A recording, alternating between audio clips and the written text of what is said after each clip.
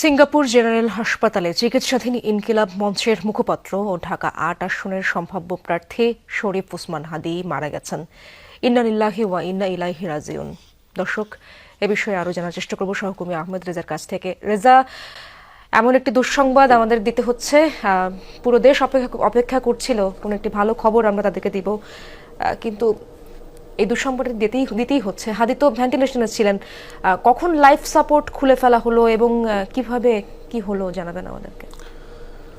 ইশরাত, পুরো দেশবাসী আসলে দোয়া করছিলেন পুরো হাদীর জন্য। শরীফ ওসমান হাদী অর্থাৎ ইনকিলাব মঞ্চের মুখপাত্র এবং নেতা, আসলে সেই সকল দোয়া শেষ পর্যন্ত তো আসলে ব্যর্থ হয়েছে। যেটি হচ্ছে হাদী, শরীফ ওসমান হাদী, সেটি তিনি আর ফেরেননি।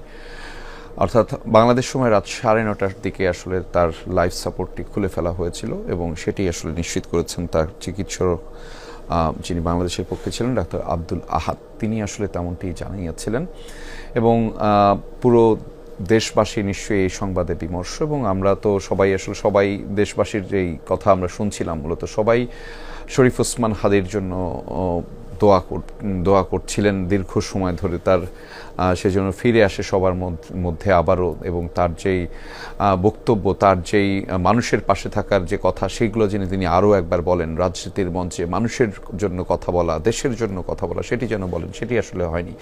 আমি একটু এক নাগারে আপনাদেরকে একটু জানিয়ে দিতে চাই যে ঠিক 12 তারিখে হাদীর দুপুরের পরে, অর্থাৎ জুমার নামাজের পরে, দিনটি ছিল শুক্রবার, জুমার নামাজের পরে মূলত হাদীকে গুলি করে। আততায়ীর গুলির যে কথা আমরা জানছিলাম, এখনও সন্দেহভাজন বেশ কয়েকজন আছে যাদেরকে পুলিশের পক্ষ থেকে মূলত কোনো ধরনের এখন পর্যন্ত কাউকে তেমনভাবে সন্দেহভাজন কাউকে আটক করতে পারেনি। এবং তারপরে প্রথমে আপনাকে একটা বলে রাখি, আপনি নিশ্চয়ই জানেন, তারপরে দর্শকদের জন্য আরও একবার বলে রাখা, যে প্রথম ধাপে ঢাকা মেডিকেল কলেজ হাসপাতালে অস্ত্রোপচার করা হয় এবং সেখানে প্রথম ধাপের অস্ত্রোপচার শেষে মূলত তাকে স্থানান্তর করা হয়েছিল রাজধানীর এভার কেয়ার হাসপাতালে। এবং সেখানেও কিন্তু তিনি প্রায় 3 থেকে 4 দিন সেখানে অবস্থান করছিলেন। অর্থাৎ গত সোমবার, শুক্রবারের পরে গত সোমবারে কিন্তু তাকে স্থানান্তর করা হয়েছিল আরও উন্নত চিকিৎসার জন্য সিঙ্গাপুরের যে জেনারেল হাসপাতাল সেখানে। এবং বলা হয়ে থাকে এই অঞ্চলের নিউরো